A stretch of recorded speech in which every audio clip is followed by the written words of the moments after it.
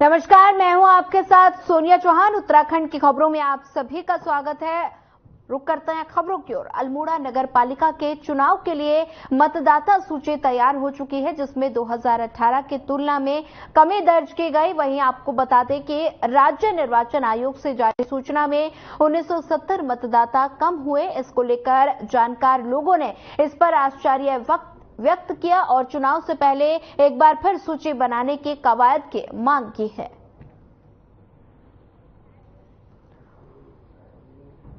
बता दें कि अल्मोड़ा नगर पालिका के चुनाव के लिए मतदाता सूची तैयार और राज्य निर्वाचन आयोग ने सूचना जारी की है। 1970 मतदाता कम हुए, फिर से एक बार सूची बनाने की मांग की गई।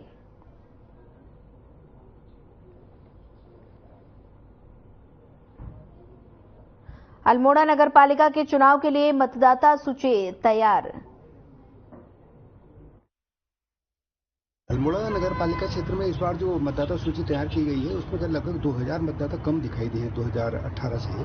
तो ये बड़ा आश्चर्य का विषय है। इसमें जो निवर्तमान चेयरमैन हैं प्रभाष जोशी जी, उन्होंने भी आश्चर्य व्यक्त किया है और मुझे सरकार से ये कहने का एक अनुरोध है कि एक बार मतदाता सूची पुनः बनाई जाए। लोगों को सुविधा दी जाए कि अगर किसी का नाम छोटा है तो वो नाम उसको शामिल कर सके, ताकि चुनाव निष्पक्ष और पारदर्शी रूप में आगे हो सके। उत्तराखंड में हाल ही में पहले चरण के लोकसभा चुनाव 2024 संपन्न हुए हैं और अभी कुछ ही दिन बीते हैं, लेकिन राजनीतिक गलियारों में लगातार राजनीतिक पार्टियां अपनी अपनी जीत के दावे कर रही हैं। बात अगर कांग्रेस की करें तो कांग्रेस भी लगातार 5 सीटों पर जीत के दावे कर रही है। कांग्रेस के प्रदेश अध्यक्ष करण माहरा का कहना है कि कार्यकर्ताओं ने लोकसभा चुनाव में बहुत सी मजबूती के साथ काम किया और साथ ही जो उम्मीदवार चुनाव लड़े हैं काफी अच्छा महसूस हुआ होगा उनको। उनके साथ कांग्रेस के कार्यकर्ता लगातार चुनाव में खड़े रहे। सभी कार्यकर्ताओं ने पूरी जान लगाकर काम किया। इसके साथ ही करण माहरा ने कहा कि वोटिंग प्रतिशत तो कम रहा, लेकिन इसका फायदा कांग्रेस को ही होगा।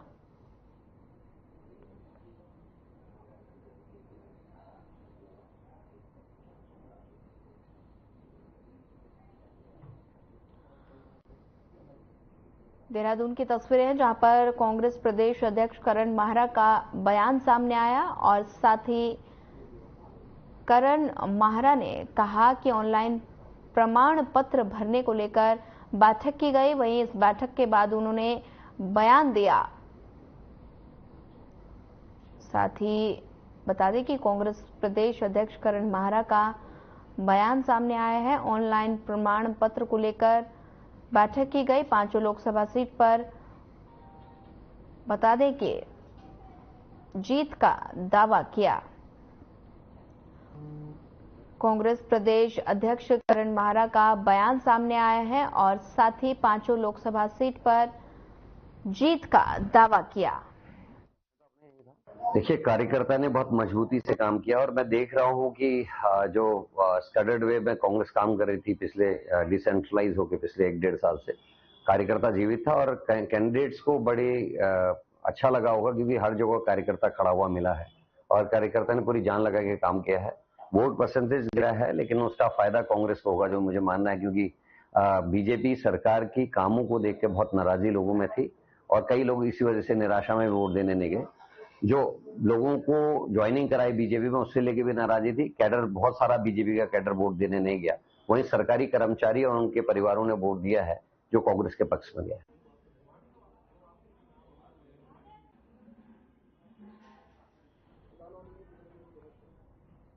नागरिकता संशोधन कानून पास होने के बाद ऑनलाइन भरे जा रहे प्रमाण पत्र को लेकर बता दें, नगर पंचायत निवर्तमान अध्यक्ष सेवा सरकार के आवास पर उत्तराखंड सीएए प्रकोष्ठ के बीजेपी सह संयोजक के दास के नेतृत्व में बैठक की गई और बैठक के दौरान सीएए ऑनलाइन नागरिकता फॉर्म कैसे भरे जाएंगे, इसके विषय में विशेष चर्चा भी की गई। और इस दौरान दिनेशपुर क्षेत्र के तमाम जनप्रतिनिधि और संभ्रांत लोगों ने इस बैठक में हिस्सा लिया और साथ ही उत्तराखंड सीएए प्रकोष्ठ के बीजेपी सह संयोजक के दास ने बताया कि नागरिकता संशोधन कानून को सरल तरीके से प्रधानमंत्री नरेंद्र मोदी के नेतृत्व में पास किया गया है।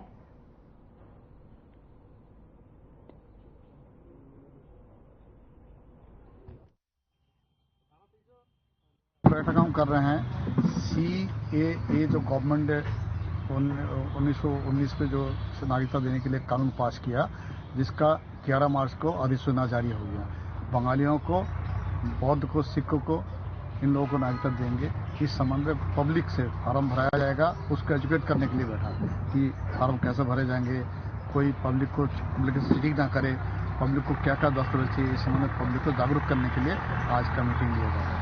कोई शुल्क नहीं है, केवल CBSE सेंटर जो अपना मेहनताना है वही लेगा। इसीलिए उन CBSE सेंटर के लोगों को बुलाया गया कि आप पब्लिक के साथ किसी प्रकार से अन्याय नहीं करेंगे, जो आपका मिनिमम चार्जेस है वही आप लेंगे। भारतीय जनता पार्टी पूरे देश में जो लोग अखंड भारत के नागरिक थे, अफगानिस्तान, पाकिस्तान और बांग्लादेश, यहाँ से जो भी हिंदू आए हैं, उनको जो है बिना शर्त में उनको नागरिकता दी जाएगी। ये बिल पास हुआ है, जिसके तहत हम लोगों ने, पार्टी के कार्यकर्ता इस काम में लगे हुए हैं और कल से जो है फार्म भरने का काम चालू हो जाएगा दिनेशपुर क्षेत्र में। और उसमें जो है मात्र 3 चीज़ों की जरूरत है। एक, मंदिर से प्रमाण पत्र मिलेगा कि ये जो हिंदू है और ये शरणार्थी है, और दूसरा एक आधार कार्ड और एक फोटो। ये 3 चीजें होने से जो है उनको नागरिकता दी जाएगी। और इसका ऐप भी लॉन्च हो गया है और कल से जो है हमारे लोग जो है, हमारे कार्यकर्ता इस काम में जुट जाएंगे। चलिए आपको बड़ी खबर से रूबरू करवा देते हैं। बड़ी खबर इस वक्त के देहरादून से। CM धामी करेंगे तेलंगाना का दौरा। बड़ी खबर, अहम जानकारी आपके टेलीविजन स्क्रीन पर। निजामाबाद और विधानसभा का करेंगे दौरा। बीजेपी प्रत्याशियों के नामांकन शामिल।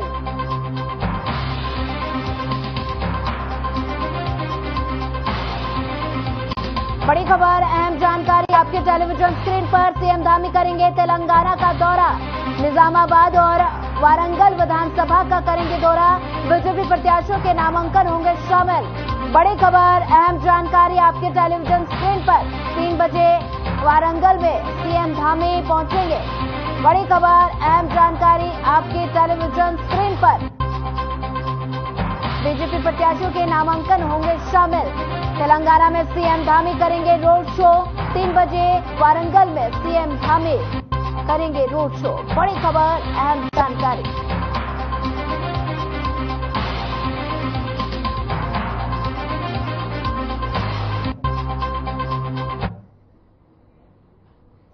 देहरादून के कुछ इलाकों में स्ट्रीट लाइट्स तो लगी है, लेकिन वो बेहतर ढंग से काम नहीं करती, तो कुछ जलती नहीं है और ऐसे में कई जगह अंधेरा हो जाता है, जिससे सड़कों पर दुर्घटना का भी बड़ा खतरा बना रहता है। नगर निगम के नगर आयुक्त गौरव कुमार ने खराब हुई स्ट्रीट लाइट्स के बारे में कहा कि स्ट्रीट लाइट्स का काम नगर निगम कर रहा है।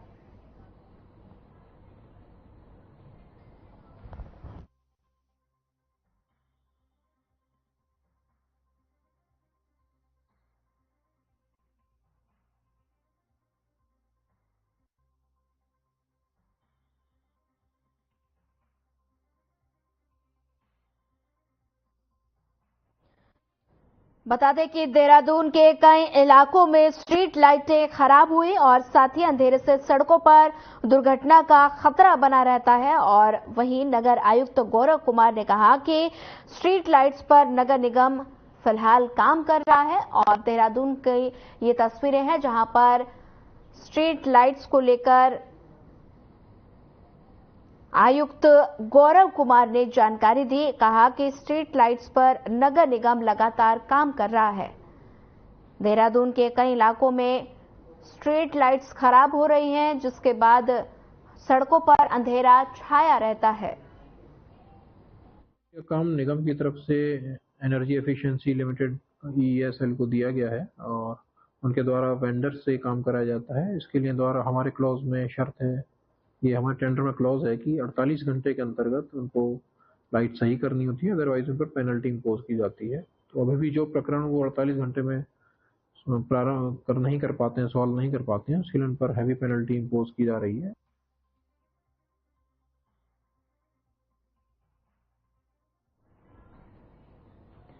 देहरादून के दून अस्पताल में अल्ट्रासाउंड, ईईजी और ईसीजी जैसी सुविधाओं के लिए अक्सर मरीजों को दिक्कतों का सामना करना पड़ता है, जिसे देखते हुए अब शासन की तरफ से एक कंपनी के साथ टाई अप किया गया है।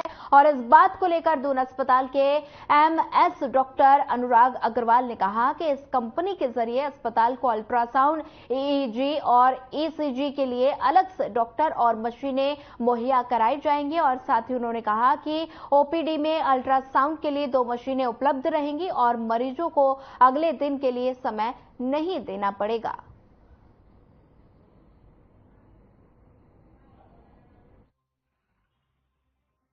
हाँ देखिए, बिल्कुल इसको देखा गया है कि ये सब जांचें हैं थोड़ी सी, क्योंकि इसको एक किसी डॉक्टर को करना पड़ता है, ये किसी मशीन द्वारा स्वतः नहीं करी जा सकती। तो ऐसे में शासन ने एक कंपनी के साथ टाई अप किया है, जो हमें ईसीजी, ईईजी और अल्ट्रासाउंड के लिए डॉक्टर्स मुहैया कराएगा और अपनी मशीन मुहैया कराएगा। तो ऐसे क्रम में हम लोगों ने एक कंपनी के जरिए यहाँ पर, जहाँ पुराना अल्ट्रासाउंड होता था वहाँ पर उसको जगह दी गई है, वहाँ पर ये तीनों सुविधाएं प्रदान की जाएंगी। और जो पुराना अल्ट्रासाउंड है हमारा, वो भी उसके साथ वाले कमरे में जारी रहेगा। तो इस तरह से अब ओपीडी के मरीजों के लिए 2 अल्ट्रासाउंड मशीन हमारे पास बहुत जल्दी उपलब्ध हो जाएंगी। और जो कई बार हमें टाइम देना पड़ता है अगले दिन का या 2-3 दिन बाद का,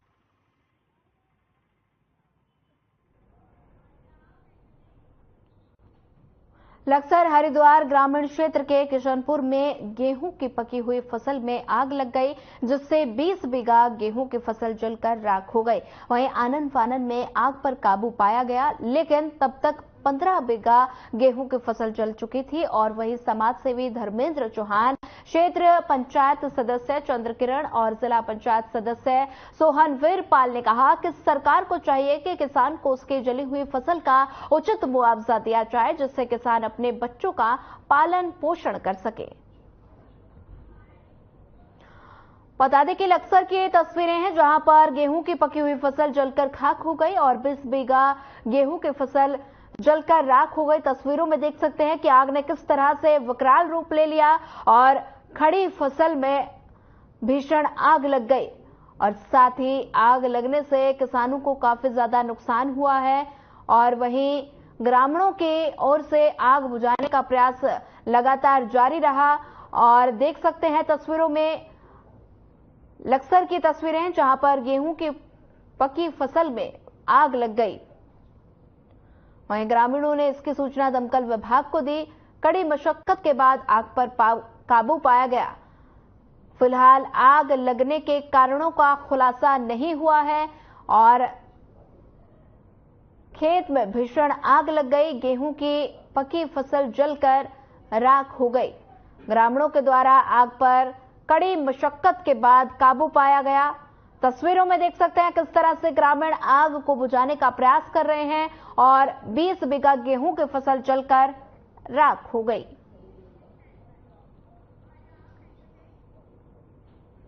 बीजेपी की प्रदेश मीडिया प्रभारी हनी पाठक ने कांग्रेस पर बेतुकी बयानबाजी का आरोप लगाया और कहा कि जब तक कांग्रेस का कोई कार्यकर्ता या नेता कांग्रेस में होता है तो उसके लिए कुछ नहीं कहते, और साथ ही जैसे ही वो बीजेपी में शामिल होता है तो उसे भ्रष्ट बताते हैं। बता दें कि बीजेपी में शामिल होते नेता हो जाते हैं भ्रष्ट, ये कहा है हनी पाठक ने कांग्रेस पर जमकर निशाना साधा और इस दौरान बेतुकी बयानबाजी का आरोप भी लगाया है। देहरादून की ये मामला है। बता दें कि बीजेपी में शामिल होते ही नेता भ्रष्ट हो जाते हैं, ये हनी पाठक ने कांग्रेस पर निशाना साधते हुए कहा और साथ ही बेतुकी बयानबाजी का आरोप भी लगाया है। बदल दिया वाईफाई आप लोग को उस समय देखिए, ऐसा है विपक्ष के पास बोलने को कुछ रहा नहीं। उनकी रीति नीति और कांग्रेस के लोगों के से परेशान होकर वो हमारी पार्टी में आ रहे हैं। और मजे की बात यह है कि जब तक उनकी पार्टी में थे तो उन पे भ्रष्टाचार का एक भी आरोप नहीं था। जब वो हमारी रीति नीति से खुश होकर हमारी पार्टी में आ रहे हैं तो वो भ्रष्टाचारी हो जाते हैं। तो इनको ये किस आधार पर ये सर्टिफिकेट उनको भ्रष्टाचार का दे रहे हैं? पहले अपने अंदर आकलन करें और ये सोचे कि क्या बात है और क्यों उनकी से पार्टी की रीति नीति से लोग खफा होते जा रहे हैं। और मैं करण महाराज जी के लिए और सभी कांग्रेस के लोगों से ये कहना चाहूंगी कि आपको अपनी पुरानी गांठें खोलना नहीं आता और मश्करी करने के अलावा आपको कुछ बोलना नहीं आता। एच ऑफिस वाला डालो, बीजेपी गेस्ट वाला नहीं काम करेगा यहाँ। उत्तराखंड में पहले चरण में 19 अप्रैल को लोकसभा चुनाव के लिए मतदान पूरा हो चुका है। सभी राजनीतिक पार्टियां अपने अपनी जीत के दावे करते हुए नजर आ रही हैं। वहीं इस बार लोकसभा चुनाव में 4.30% मतदान कम हुआ है और इसी को लेकर बीजेपी के वरिष्ठ नेता और राज्यसभा सांसद नरेश बंसल ने कहा कि हमारा लक्ष्य था कि हम 10% अधिक मतदान बढ़ाएं, लेकिन विपक्ष की सक्रियता न होने की वजह से ये मत प्रतिशत घटा है।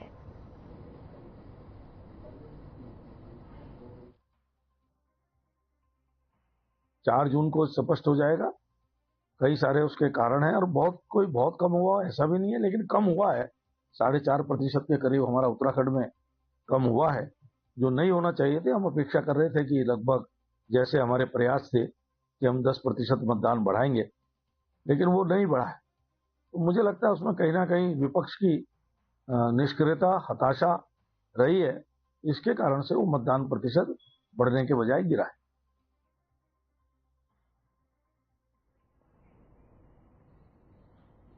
कांग्रेस के प्रदेश संगठन उपाध्यक्ष मथुरा दत्त जोशी ने बीजेपी पर बड़ा हमला बोलते हुए कहा कि बीजेपी माफिया और भ्रष्टाचारियों का अड्डा बन गई है। देश और प्रदेश की जनता अब बीजेपी के असली चेहरे को भली भांति समझ चुकी है। मथुरा दत्त जोशी ने कहा कि माफिया और भ्रष्टाचारी बीजेपी रूपी गंगा में डुबकी लगाने को आतुर है और इसी के साथ उन्होंने कहा कि बीजेपी की दशा देखकर पंडित दीनदयाल उपाध्याय, श्यामा प्रसाद मुखर्जी और अटल बिहारी वाजपेयी की आत्मा दुखती होगी। नहीं, मुझे भाजपा बता देगा मेरी पार्टी में कोई बलात्कारी है तो मैं उसमें विचार करूंगा।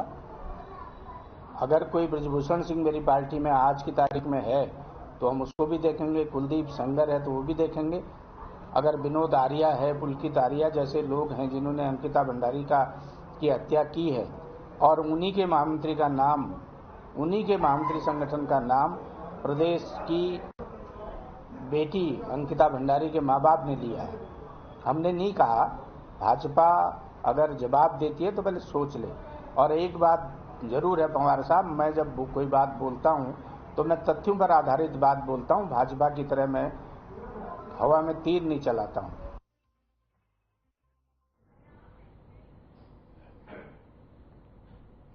10 मई से चारधाम यात्रा शुरू होने वाली है, जिसको लेकर उत्तराखंड में यात्रा की तैयारी चाक चौबंद करने के अधिकारियों को दिशा निर्देश दिए जा चुके हैं। वहीं बता दें कि उत्तरकाशी, चमोली और रुद्रप्रयाग ये 3 जिले हैं जहां चारधाम हैं और वहीं जिलाधिकारियों को यात्रियों की सुविधा पर विशेष फोकस करने को कहा है। गौरतलब है कि चारधाम यात्रा में इस बार भी भारी संख्या में तीर्थयात्रियों के पहुंचने का अनुमान लगाया जा रहा है। चारों धामों के लिए तीर्थयात्रियों का रजिस्ट्रेशन जारी है और अभी कुछ दिनों में ये आंकड़ा 13 लाख के पार चला गया। और साथ ही प्रदेश के पर्यटन सचिव सचिन कुर्वे ने यात्रा की तैयारी को लेकर कहा कि गढ़वाल कमिश्नर और सभी जिलाधिकारियों को व्यवस्थाओं को दुरुस्त करने के भी निर्देश दिए हैं। ऑलरेडी आपदा के दृष्टिकोण से जो हमारा आपदा विभाग है उनके द्वारा समय समय पे ड्रिल्स की जाती है और जहां तक यात्रियों की सुविधा के दृष्टिकोण से जो आवश्यक कार्रवाई की जानी है, जो गढ़वाल कमिश्नर और जो 3 जनपद जहां पे चारधाम अवस्थित है उनके द्वारा की गई है। उसके लिए जितनी धनराशि की आवश्यकता है वो धनराशि भी हमारे द्वारा जनवरी और फरवरी में जारी कर दी गई है। सारी तैयारियां हो चुकी है और जहां तक रजिस्ट्रेशन का जो सवाल है या जो यात्रियों की जो भारी संख्या है, तो यात्रियों के दृष्टिकोण से जो भी आवश्यक कार्रवाई हमको करनी है, जो सुविधाएं विकसित करनी है, हमने कर चुके हैं। उसमें कोई दिक्कत नहीं है। आगामी चारधाम यात्रा को लेकर गढ़वाल मंडल विकास निगम ने भी अपनी तैयारियां तेज कर दी हैं और इस बात को लेकर गढ़वाल मंडल विकास निगम ने महाप्रबंधक दयानंद सरस्वती ने कहा कि चारधाम यात्रा में यात्रियों के रहने की सुविधा के लिए निगम के गेस्ट हाउसों का रेनोवेशन किया हो चुका है। और इसी के साथ ही उन्होंने कहा कि बद्रीनाथ केदारनाथ धाम में हमारे कुछ कार्य शेष हैं जिन्हें जल्द ही पूरा कर लिया जाएगा।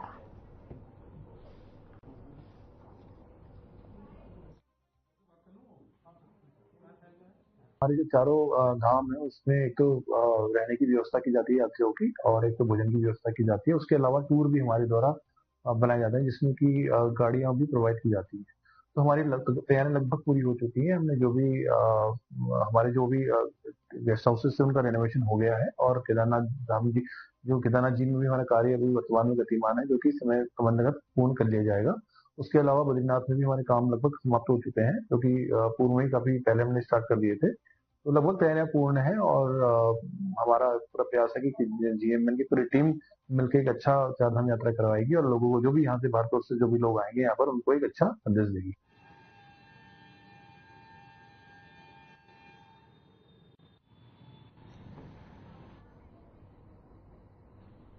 राज्य परिवहन विभाग शहर को प्रदूषण मुक्त करने के साथ ही इलेक्ट्रॉनिक वाहनों को बढ़ावा देने के लिए सब्सिडी स्कीम लेकर आया है। और इस बात को लेकर उत्तराखंड के संयुक्त परिवहन आयुक्त सनत कुमार सिंह ने कहा कि सिटी बस और विक्रम संचालक अपने डीजल वाहनों को एवज पे एक नए इलेक्ट्रिक वाहन खरीदने हैं, और साथ ही पुराने वाहनों को स्क्रैप कराते हैं, और साथ ही उनको 50% या 15 लाख रुपए सब्सिडी दी जाएगी। और साथ ही उन्होंने कहा कि अगर कोई चालक अपने पुराने वाहनों को स्क्रैप ना करवाकर अन्य राज्यों में देते हैं तो ऐसे में उन्हें 40% या 12 लाख रुपए सब्सिडी दी जाएगी।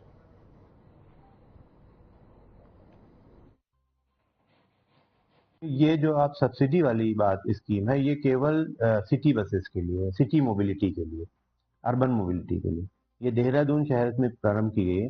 देहरादून शहर में जो सिटी बस हैं इस समय संचालित, इसके अलावा जो कुछ मैजिक टाइप की गाड़ियां हैं, ओमनी बस, कुछ विक्रम टेम्पो टाइप की गाड़ियां हैं, इन गाड़ियों को, क्योंकि ये पॉल्यूटिंग गाड़ियां हैं, पुरानी हैं, बहुत सारी रिप्लेस नहीं कर पाई हैं, तो इनको रिप्लेस करके इनके जगह पे नई गाड़ियां, BS6 मानक की गाड़ियां या CNG गाड़ियां या नॉन पोल्यूटिंग व्हीकल्स को लाएंगे, ये प्लान था।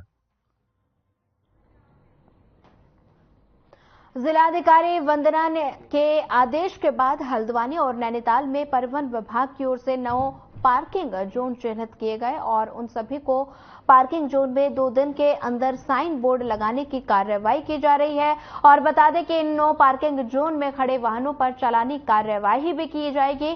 और साथ ही परिवहन अधिकारी नंद किशोर ने बताया कि सड़क हादसों की रोकथाम के लिए प्रवर्तन विभाग और नियमित कार्रवाई करेगा ताकि दुर्घटना पर रोकथाम लगे। और शहर के निजी स्कूलों की बसें यदि सड़क पर खड़ी की गई तो उनका भी तुरंत चालान काटा जाएगा। और साथ ही पर्यटन सीजन में किसी भी प्रकार से कोई कोताही बर्दाश्त नहीं की जाएगी।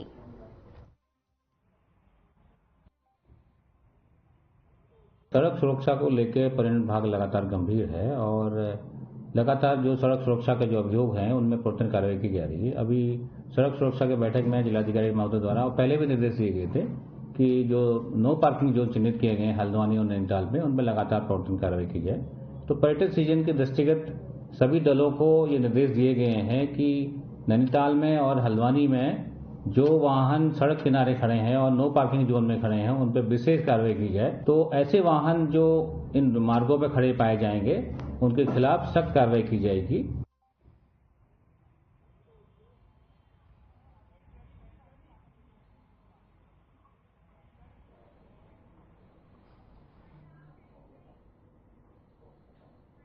फिलहाल इस बुलेटिन में इतना ही। ज्यादा खबरों के लिए बने रहिए हमारे साथ। नमस्कार।